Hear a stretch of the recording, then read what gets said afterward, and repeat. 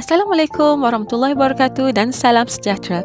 Saya Cikgu Salina, Guru RBT tahun 5. Pada video kali ini, kita akan belajar mengenai unit 2 iaitu aplikasi reka bentuk teknologi kejuruteraan.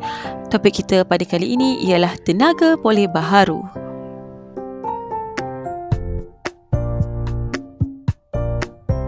Sebelum cikgu terangkan lanjut mengenai sumber tenaga boleh baharu, cikgu nak terangkan maksud tenaga boleh baharu. Tenaga boleh baharu merupakan tenaga yang boleh dijanakan daripada sumber semula jadi secara berterusan, di mana ia boleh didapati di sekeliling kita secara alami. Contoh sumber tenaga boleh baharu adalah seperti yang berikut. Antara tenaga boleh baharu yang kita guna ialah matahari, geoterma, air, angin, biojisim dan ombak. Matahari. Cahaya matahari merupakan sumber tenaga utama. Tenaga yang diperoleh daripada matahari dikenali juga sebagai tenaga solar. Tenaga ini boleh ditukarkan kepada tenaga elektrik dan juga tenaga haba. Pada video berikut, di suatu tempat telah dipasang panel solar di mana panel solar ini menyerap cahaya matahari sebagai sumber tenaga untuk menghasilkan tenaga elektrik dan tenaga haba. Seterusnya, geoterma. Geoterma ialah tenaga haba yang diperoleh daripada perut bumi. Tenaga haba tersebut digunakan untuk menghasilkan wap atau steam yang akan menggerakkan turbin bagi menjanakan tenaga elektrik. Berikut adalah video di mana wap dan atau steam yang dikeluarkan daripada pusat penjana kuasa.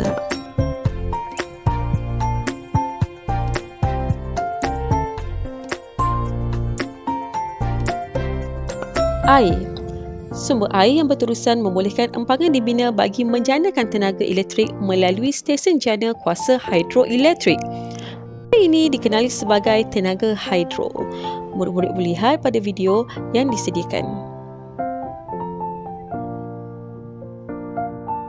Tenaga seterusnya ialah angin. Angin merupakan sumber alam yang tidak terhad dan sentiasa ada. Tiupan angin yang kuat membolehkan kincir angin berputar bagi menjanakan tenaga elektrik. Video berikut adalah kincir angin yang telah disediakan di mana bila angin bertiup, kincir angin berpusing dan akan menjanakan tenaga elektrik.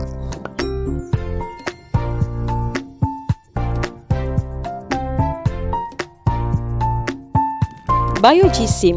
Biojisim merupakan bahan daripada rebutan benda hidup seperti tumbuhan dan juga najis haiwan untuk menghasilkan bahan api. Beberapa kaedah digunakan bagi menjanakan tenaga daripada biojisim ini. Tenaga seterusnya ialah ombak. Ombak laut yang kuat mampu menjanakan tenaga elektrik melalui turbin yang diletakkan pada stesen jana kuasa. Berikut ialah video di mana stesen jana kuasa telah dibina di lautan. Di situ terdapat satu sistem di mana apabila ombak terkena sistem berikut, ia mampu menjanakan tenaga elektrik. Seterusnya ialah kepentingan tenaga boleh baharu. Murid-murid perlu tahu apa itu kepentingan tenaga boleh baharu. Yang pertama, mengurangkan penggunaan tenaga tidak boleh baharu. Yang kedua, memberikan udara yang lebih bersih. Yang ketiga, mengurangkan kesan rumah hijau.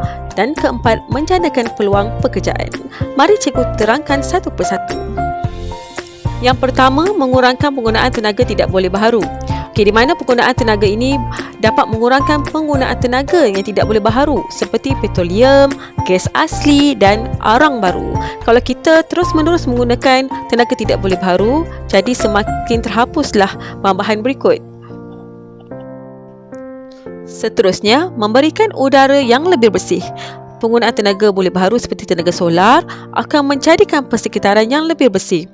Keadaan ini disebabkan tiada bahan tercemar, dibebaskan berbanding dengan penggunaan daripada tenaga tidak boleh baharu seperti bahan api fosil. Jadi murid-murid boleh hirup udara segar. Seterusnya, mengurangkan kesan rumah hijau. Penggunaan bahan api fosil akan menyebabkan kesan rumah hijau. Penggunaan tenaga boleh baharu seperti tenaga solar mampu mengurangkan kesan rumah hijau. Akhir sekali, menjanakan peluang pekerjaan. Penggunaan tenaga boleh baharu dapat memberikan peluang pekerjaan yang luas dalam bidang berkaitan dengan teknologi berasaskan tenaga boleh baharu. Contohnya jurutera solar dan juga jurutera elektrik.